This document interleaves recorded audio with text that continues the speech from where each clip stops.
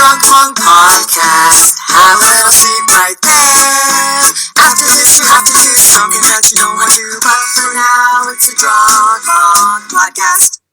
Blackout. Hey! Welcome back. Hey, welcome back to the Drunk Monk Podcast. We're your hosts, Keiko again, and Wuchoy, who you know from Gilmore Girls and your local improv class? Yep. Oh, yeah, that's true. Because you also take improv class, and I am... Oh, no, on I'm not. the Gilmore Girls? Nah, he's not on the Gilmore Girls. Gilmore Girls. Damn it. It didn't work. But you know us mainly from this podcast, I think, is how people mostly know us. I think this is... honestly hope so. Yeah. And today specifically... Today's episode is season 3, episode 3. 3 on 3, y'all. Yeah, Rubik's Cube, y'all. I don't know. I don't think that's right. Is that right? Pancake special, y'all. Don't know. Basketball, y'all. I don't know. Just words, y'all. Mr. Monk and the Blackout. What did you think? Hard to stay engaged. Is it because you were checking your phone every 5 minutes? Is it because of that? Or is it a chicken and the egg scenario? It wasn't holding your attention, so you had to check your phone, or because you were checking your phone, you weren't engaged? Life is circular. I would be more mad at you, except I don't like this episode. Yeah, so mad. This I was episode. So mad when I saw it on the title. This episode was. I don't know. It wasn't bad, but it wasn't great. To summarize, we'll just catch you up on the quick summary version. Yeah. Basically, there is a blackout. There's more than one blackout. And you find out that the reason why the killer, we call it a killer because people died during the blackout. Mm-hmm. He worked at the power plant. It was an inside job. He created the blackout so that people would not see a television special that was airing where he happened to be in the audience. It was a Willie Nelson concert, and the camera panned to him because one of the performers was singing directly to him. And he was afraid that his cover was going to be blown because he had committed crimes in the past and that he had faked his own death. And then Monk discovers the reason why for that, but that's the general plot of it. Yeah. You already feel heavy about it. I know, it's a little... we're gonna... I don't know. I don't even know if we're gonna have sections this time. I just feel like it's all a jumbled mess because I feel like with your side, I have to say, I'm gonna skip to this section. Why would you cause a I can't help it. Why would you cause a blackout? He's willing to kill people. He's already killed people in the past. Yeah. Destroy the original whatever it is. Right? Digital file or the film, whenever this was. Destroy the origin. You're going to cause a blackout every time whoever owns this. They're going to keep on trying to want to replay this concert. It's a bicentennial concert. It's a big deal. People have paid. It's not like they're not going to ever play this. They'll be like, oh, well, we tried twice. I guess we won't. I guess we'll just shelve it. It's too bad, Willie Nelson. I know, that was a little bit rough. Oh, boy. And then the other thing is, although well played by someone who I know in real life, Todd Stashwick. Yay, Todd! Yay! He's a friend of Teresa Huang. Do you know Teresa? She's a writer also. Yay, Teresa! Who I met. So it's not. It's just the situation. Mm-hmm. Is rough. Yeah, man. I am so sorry, Monk fans. It wasn't bad. There were definitely some moments that were good, but overall, something wasn't working in this episode. And I don't know if it's that they focused on the romantic side of Monk a little bit much, or I don't know, or the overall vibe of this episode was not up to par as other episodes have been. Yeah, because there is a romantic interest, which I think is charming. Yeah. She's a PR person that works at the power plant, and she has heard about Monk, and she kind of sees him at the very beginning. He asks Sharona if there's anything wrong with him. Sharona says no. Yeah, no. You know, there's a very funny dating section, or also Monk getting the courage to even call her in the first place. Right. But Yeah, maybe there are things that are problematic emotionally for me for that. I don't know why. Yeah. I mean, the one thing I did like was there's a scene where he finally gets the courage to call her, and he has stacks of topics written on like index cards. Right. So that part was a funny scene, and you notice that he has a stack that's very high that's about Trudy. Yeah, Trudy about facts. Trudy facts. Maybe not the best conversation starter when you're talking to someone that you may want to potentially date, Yeah, but that's what got him going. yeah. He does do his preparation. Yes. That's true. I did notice that a couple of the stacks were labeled reality television and organic produce, which are perfect for me. But I don't know that those are just prop. Those are the prop stacks because Right. he doesn't need necessarily. I think what were his stacks like? He's like, oh, she brings up Texas, and it's like Texas. Yeah. I don't know. Yeah. Hadn't prepared for. So she had mentioned Texas, but he had one for San Francisco, and he had one for college, and we had one for work, and he had one for the investigation. So he pretty much prepared what might. Oh, and the other thing is, he only called her because Kroger said to him, you don't need to go out on a date with her, but I think it would be good if you at least just called her. Oh, and he wrote a prescription. I thought that was cute. Mm-hmm. He said he wrote a prescription on his prescription pad to call her. So I think that's one of the reasons why Monk Did you see Andy Breckman, who is the creator of Monk? He recently did an AMA on Reddit, and they were talking about, someone had asked him a question about the show Bible of Monk. Andy Breckman said that there was no show Bible, but what Andy had said was Tony Shalhoub, though it wasn't explicitly stated, believed that Monk was a virgin, even when he was with Trudy. Does that blow your mind at all, or does that change anything for you? Huh. Wow. Wait, so he said that was stated, or that was his That was his guess. Tony Shalhoub's interpretation, or his guess of why Monk is the way that he is. Oh, wow. That does blow my mind. Yeah. You can No. He said that doesn't jive though, because there is a line that he says. I mean, that happens all the time where people go back and forth. But he says that he had sex with Trudy when he maybe this episode has already come up. But he says where he's trying to make his when he's trying to make a girl who dumped him in third grade, or not dumped him, but didn't think much of him. He's trying to impress her when he meets her when she's an adult, and he's trying to. I think this is in a future episode, but he mentions that tell her we were a couple, or we slept together. I think it is fascinating. It kind of makes sense. Yeah, even in his reaction, or in his interaction with Michelle, who is a PR lady at the end of the episode, where they talk about cooties and stuff, and like even his body language is very childlike. So that's just Tony Shalhoub's interpretation. It's not like it was a fact or anything on the show. Right. So it's interesting to see that portrayed on screen. If that was what his mindset was. Yeah. But yeah, overall, this episode was okay. Was there anything else that you liked about it? I mean, I know we kind of breezed past what we liked, but I know that you liked the violence of. Oh, of course. When Sharona got struck. Just any kind of violence. Just violence. I wrote down violence. Yeah, happy face. I just like. I mean, it's not I like it, but it's shocking when a regular cast member gets hurt, because it never happens on the show. Oh, I liked when Kroger asked him, well, did you find her attractive? And Monk just pauses and, well, how should I know? Yeah. Kroger, well, did you look at her and do you find her? And just how uncomfortable Monk is by the idea that he might find someone attractive, or either it's Sharona or Kroger asks him, well, what's the worst that can happen? And he says, it might not be so bad. Yeah, I might not hate it. Mm-hmm. Yeah. Which I thought was very sweet.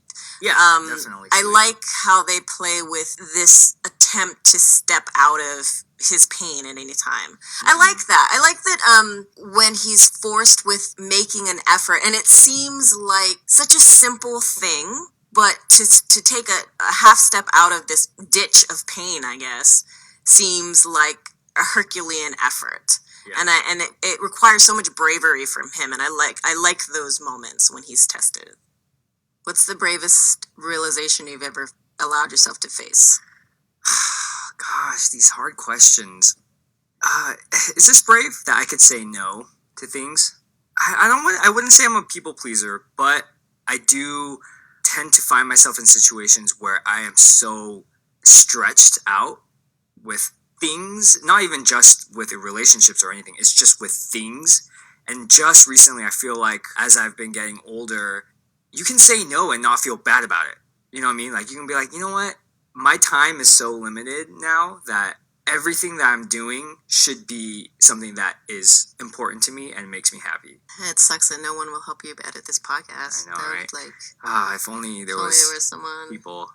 No, I'm not talking about you. Please, Toby, the last time that you tried to edit this podcast, we lost 3 of them. Gosh. Don't act like you didn't do anything wrong.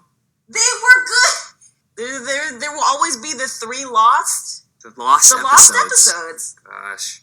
I mean, what happened in those episodes, if I can remember correctly? All I remember was that they were so funny, and they were just filled with so many amazing stories, and I can't remember any of them now. Now I can't remember. I did, at the time, feel like those are the 6 minutes that are going to get me on SNL. Or I did remember that. I said that. And remember the time where the crazy pizza man came? Oh, yeah, Crazy Pizza Man. Yeah, Crazy Pizza Man. And like, Crazy Pizza Man. How can I forget Crazy Pizza Man? It was so crazy, and he was just like, and we were like laughing so much. And we were like, thank God we have this on tape. I know. Thank God we have this on tape. Yeah, and then it's gone. That's right. Yeah. And then there was also the snow globe maker that also stopped by in one of the episodes Mr. too. St. Peterson's. Mr. St. Peterson's. Yeah. Oh, he was like the most interesting man I've ever met in my life. Yeah. Don Equis, that beer guy, nothing. Dos Equis. Don Equis. Don Equis. That guy, not the most interesting man. No. Mr. St. Peterson. Snow globes, and what we won't know now, Toby. No, they're gone. It's gone. They are the lost episodes of Drunk Monk. Gosh, so only... please do not offer to edit. Yeah. Oh, Toby, don't shove Gubbler into my arms, okay? I don't want... Oh, he's doing the little baby drools. Yeah. He's got the little baby drools on your shoulder. Gubbler! If only you can talk, Gubbler. You would only say you could such amazing come things. on my podcast and say stuff. Oh, God, Gubbler has like the best smell, baby smell. Mm-hmm. He's gonna grow up to be a very, very good-looking man. Toby looks horrendous, but it must have gotten he must have gotten Leanne's genes because Leanne is she's beautiful. Yeah, statuesque. Yeah. Okay, you should take him back, Toby. All right, well, we forgive you. Who can say mad at Toby when Gubbler's in the room? Gubbler. All right. I guess Toby says Gubbler learned how to do. No way. I guess. Gubbler. So here we go.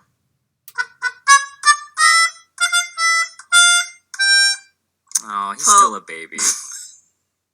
Well, he did it with his feet, though. So. No, I know. Look at it. It's so cute. Plot holes.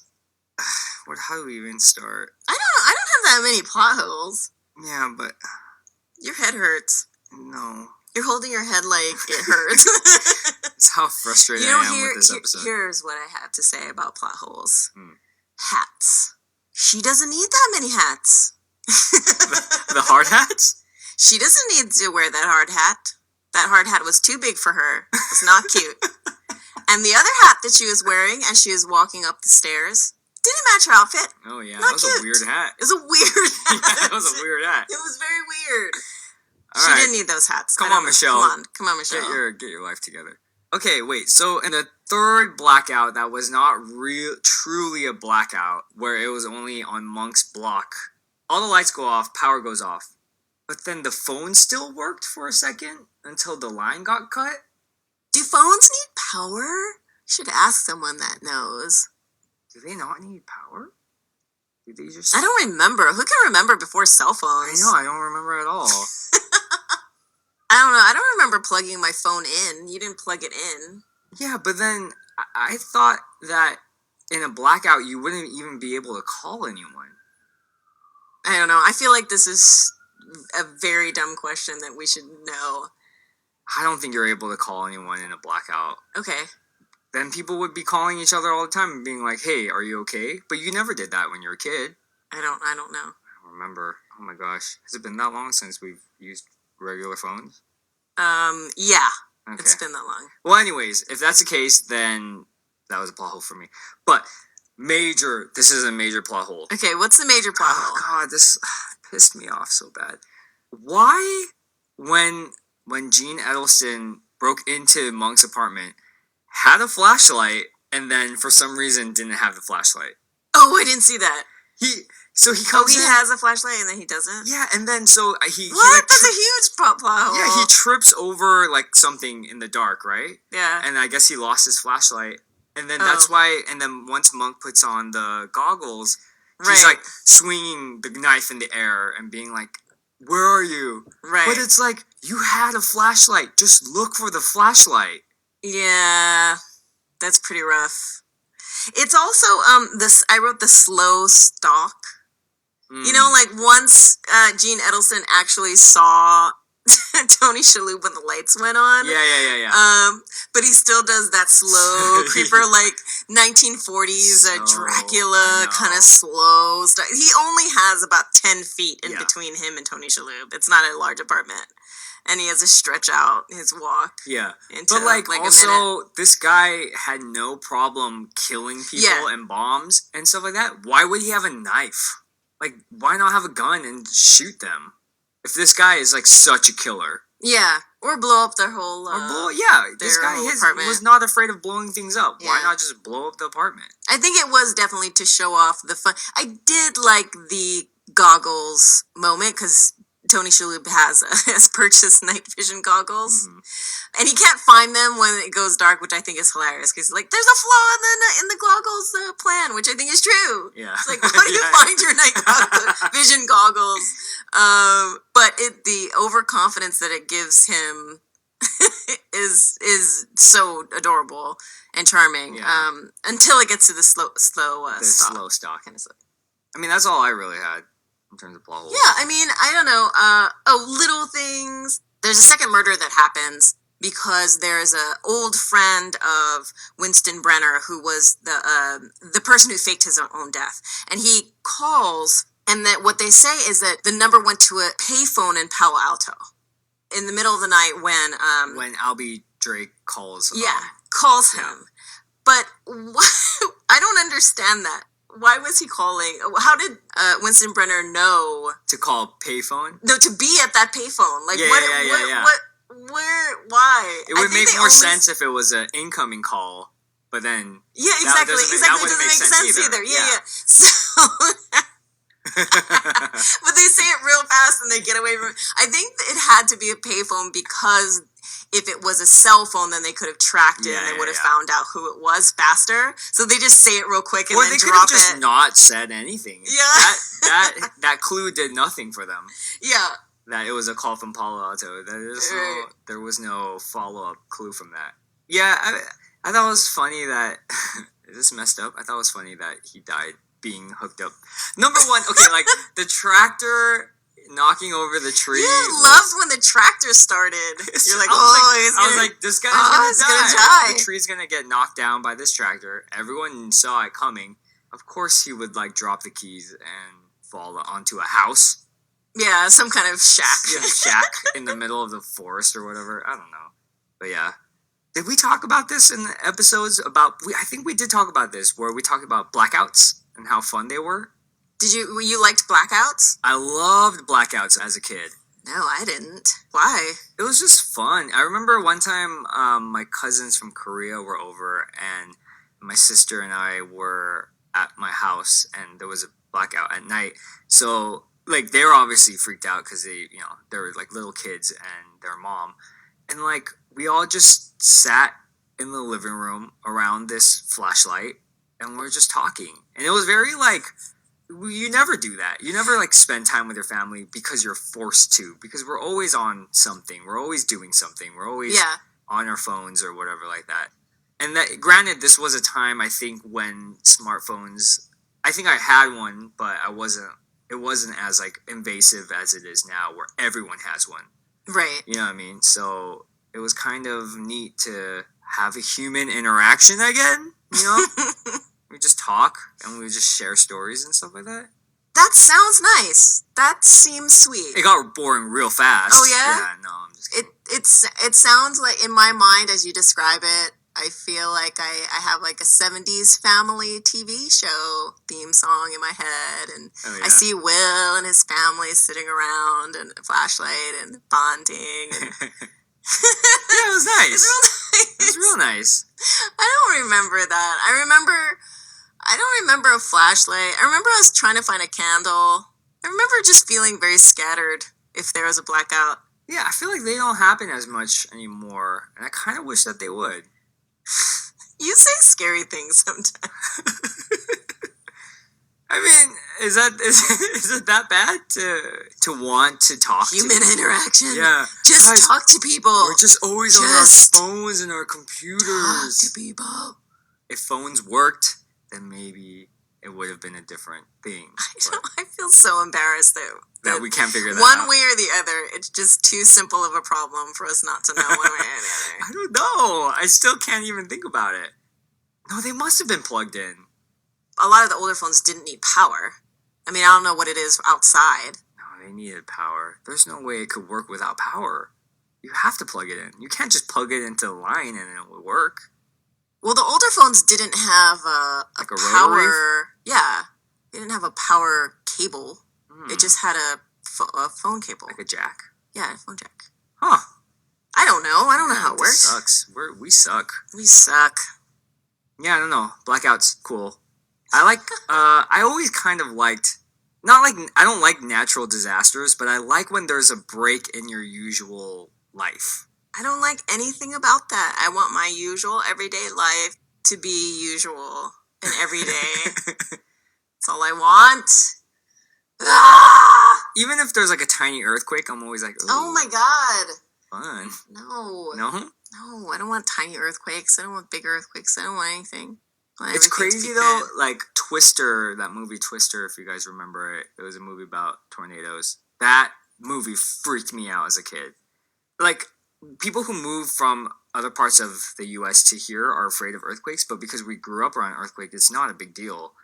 But really? Yeah, I think earthquakes are scary. They're scary, but like we're used to them because it happens often here. But then like I've never seen a tornado in real life, but if I saw one, I don't know what I would do. I would just like be in shock to see this huge force of nature coming towards me. I would be like, what do I do in this situation? You would find a basement.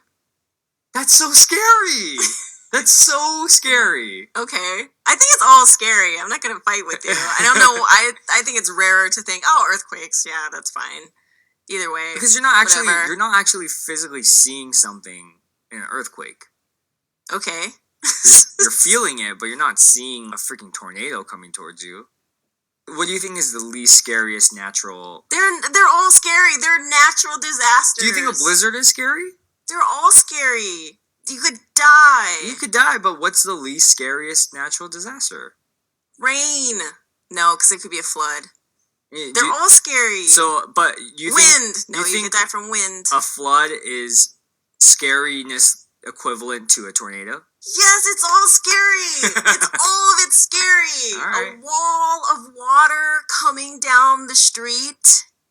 If there was a flood, hugely scary. Oh, well, I guess when I'm thinking flood, I'm thinking just the water. No, of course rising. not. That's not a natural disaster. That's a little bit of rain with bad drainage in your city streets. Talking about, locusts. But what? Okay, so you think a blackout is equivalent to a tornado? No, but I don't think blackout is equivalent to a tornado. But you think blackout is not a natural disaster? It's not, but you said it was scary. It is scary. All right. I hate all of it. Okay. I hate everything. I hate everything. Everything's bad. But you're so brave. I will tell you, okay, maybe you notice, I'm a little on edge. Why are you nervous? I don't know. I'm just feeling... are you getting like a vibe? Are you kind of psychic? Do you, like, for reals, I'm asking you, like, do Are you you asking me for real? No, Yeah, like- I don't believe in it. or, like, you don't have, like, intuitive vibes of, like, things that are, like, about to happen, or do you get deja vu and stuff? Yeah, I get deja vu. Because I feel like this sometimes. Sometimes I have, like, an intuitive, like, oh, I feel like something's gonna happen, and then it does. Oh, really? Yeah. Do you feel like something's gonna happen? Kind of. I kind of feel like something's gonna happen. I feel like something... Well, you have a stack of electricity bills here. This one is from 2014. Oh. Why are they How still is this out? possible? Oh, shoot. 2014, Will. Okay, this one and only one of them says mom in pencil. It says mom took care of. To be honest, I thought because I live in an apartment, I don't have to pay for all that kind of stuff. Doesn't the landlord? No, No. no. You have to pay for your portion. What do you mean? But you haven't paid them since you moved in here. No. You've been here for like 3 years. Yeah. Oh my god. What? I mean, is there explicitly stated? Yes, anywhere it says must pass due. Have you read these?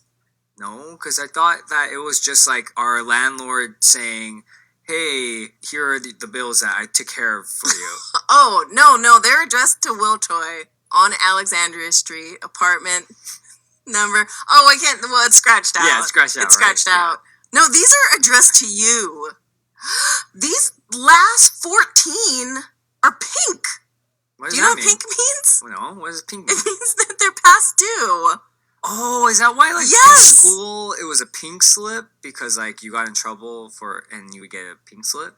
I don't know about that, Oh, but okay. I'm in this particular situation. Why is it pink? It's past due. such a pretty color for something so scary. Well, I don't know, but there's whoa. This one of these is a legal action. What does that mean? It means that you have to pay this or you will. Go to jail? Well, I don't know that it's explicitly saying this, but there's a lawyer involved too. Well, that's why I need you It's here. a collection. This is why I need you here because It's a you're collection. able to What? explain these things to me. I'm a new adult. Well, I don't know. I'm just saying that there's someone is going to come and collect. Yeah, but I mean, you're an adult, so like I need you. Feelings. Oh, you're now it's going off. Feelings. I think you should get it. My spidey sense. I think you should get it. Hi, hello. Excuse me. Is this Will S.J.? Yes, this is. Hello, Will S.J. Hi, what? My name is Samantha. Samantha. Beatriz. Nueva. D'Angelo. D'Angelo. Lucas. You can call me Sam for short. Okay, I will, because that's a long name. Will S. Choi, I have come. Where are you from? Where am I from? That is the rudest I'm so thing. sorry. That is so rude. Oh! I'm so sorry. Ow! So Ow! rude. I'm so sorry. That's like the worst question to ask someone. Right, you should know because you are Asian. I know. Asians hate that question. But if there's anything I know, it is the Asians. They make videos all about how much they hate that question. Don't ask me where I'm from. okay, It's the worst question you can ask an Asian. It's worse because I speak with not an Asian accent. So when someone who typically is a white person would ask me, where are you from? I say Los Angeles. Are you trying to explain to me gender and no. racial politics? No, what does that have to do with them gender? both together always. Okay. I want to talk about racial things, but also gender together. Okay. So I think it's important. Yeah, but I don't have like a specific. So you ethnic think people accent. are assuming things about you that you don't like, that they think it's bad. But here's my question, Will Choi, to you and all the Asians. Okay. I want to ask you, is it bad?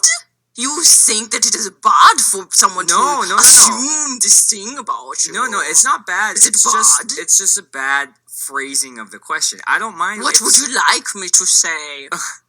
What would you like a white person to say when they meet you? Are you white? Oh my god! Ow! Stop! I can't believe you asked me that question. That's the second worst question you can ask someone if they are white or not. Samantha, Beatriz, D'Angelo, No. Nueva.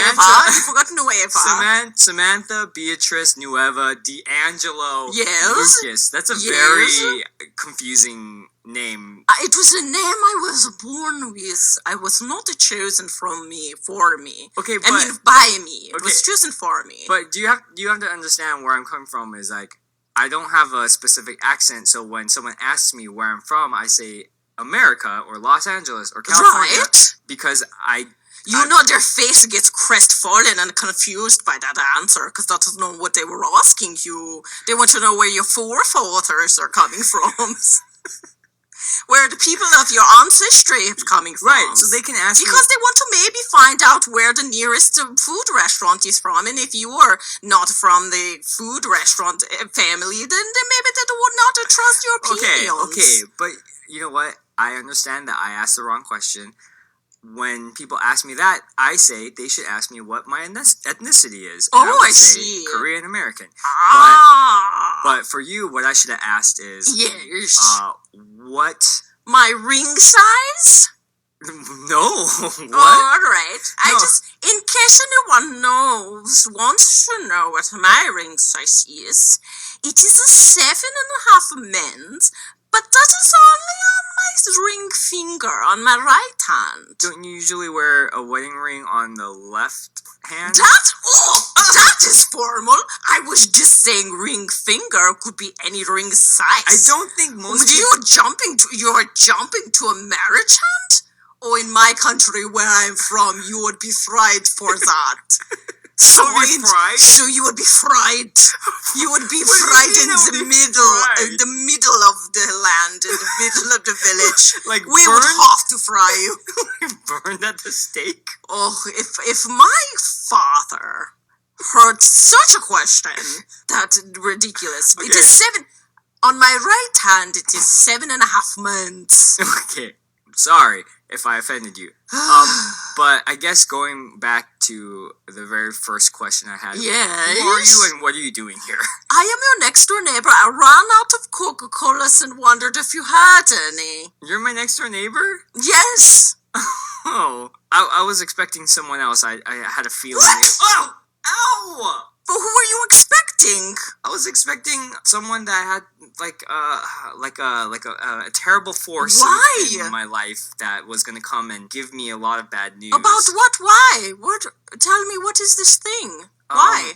Wait, how have I not met you? Do you just move in? Because I am from the downstairs underneath you. Oh, from that's the second not really floor. a neighbor then, because neighbors are usually like sideways. Oh, really? I guess you're my downstairs neighbor. I am your downstairs. What would you call me? A downstairs neighbor. Okay, Yes. fine. But you said you wanted coconut milk or coconut water? No, I want the Cokes. Oh, you wanted Cokes. Yes. The sniffing kind. Oh, what? I ran out. I'm so sorry. I am not that type of person that has the sniffing kind of Coke. Wait. You're Will Choi. They say he's the one. He is from the Korea and he is a drug dealer. This is what they say about you. As you go around, the manager says it's Will. If you want a sniffing Coke, you must find a Will. Okay. Because he is the kind of person that would have the sniffing Coke. Okay, no. These are He is Korean and he was have the sniffing Coke.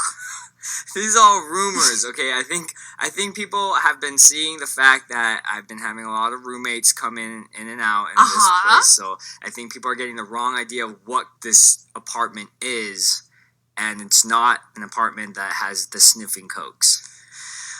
All right. I'm disappointed. I'm terribly sorry. I guess I have to leave now. Yeah, I don't have what you're looking for. I'm so sorry. All right. Goodbye. Okay, sorry, Samantha, Beatriz, Nueva, D'Angelo, Lucas. I have some sniffing Coke. What? She didn't ask me, so I didn't want to offer. Keiko, this is serious, you know? Oh. We're on the... We're back. Sometimes I forget that we are taping. You guys didn't hear that. Let's go on to the next section. Gobbler, hit it. Gobbler. What? How crazy was Monk this episode? Gobbler. Oh, Gobbler. You need to practice a little bit more. Gobbler. All right. All right, Gobbler. Hey, how crazy was Monk this episode? Too crazy. Out of 10 Michelle hats, 2 were too many. So out of 10 of them, how crazy was Monk this episode? I want to say over 10, but I know that that's just because I'm in a weird mood. I'm real testy, and I can't. But I'm gonna give him an 8. yeah, I mean, I have a little bit of an advantage because I feel like I've seen the whole series, so I know where to leave my wiggle room. Right. But because my lowest is 2, I'm gonna say like your lowest is 2 now. I mean, no, sorry. My lowest is 6. I'm gonna say 9.2. Oh, okay. Crazy! How crazy was Monk this episode?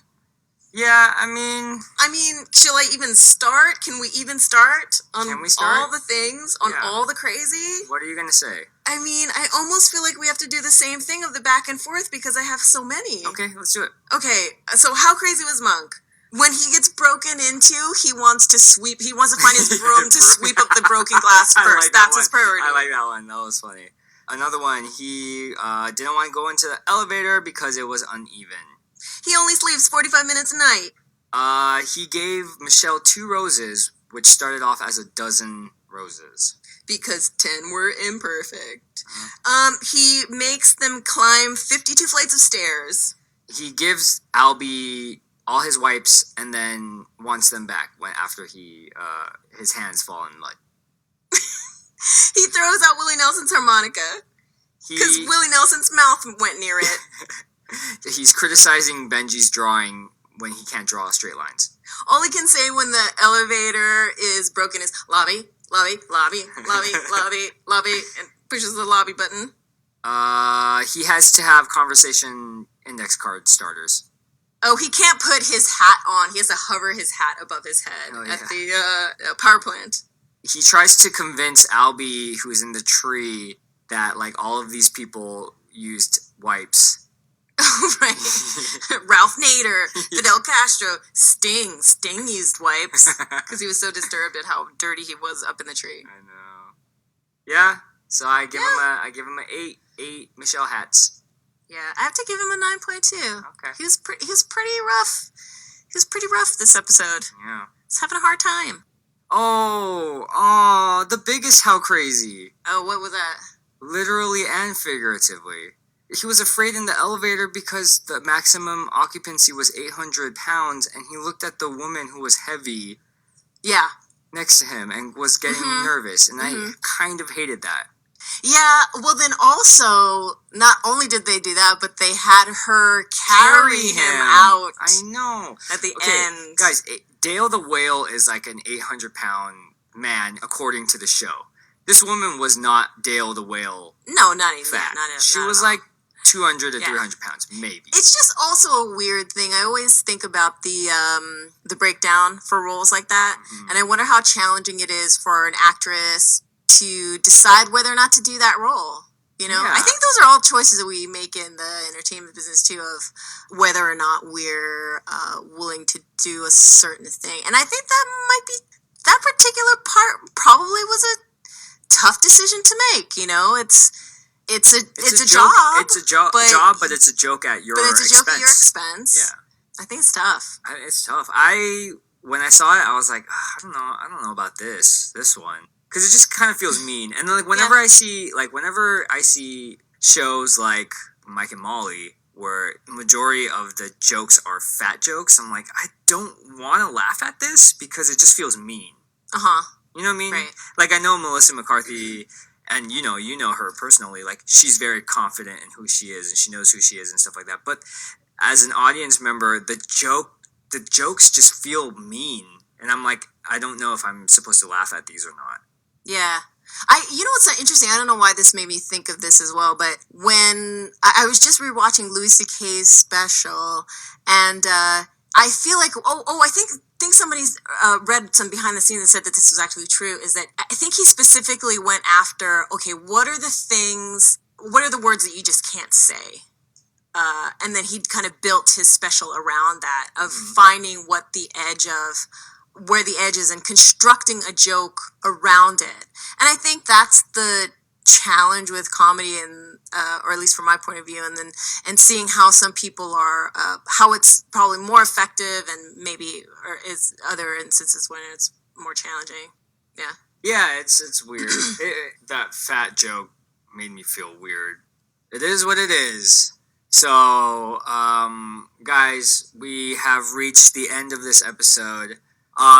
Just one quick plug before we head out. I have a show coming up, and Keiko's going to be there. But I have a show. I'm hosting a show at UCB Sunset at the Inner Sanctum this Friday, which is going to be May 27th at 9:30 p.m. It's called Scarlett Johansson Presents Asian American and Pacific Islander Heritage Month, which, if you guys are familiar with anything related to what's going on with Asian Americans in the entertainment industry, you'll know why that's funny.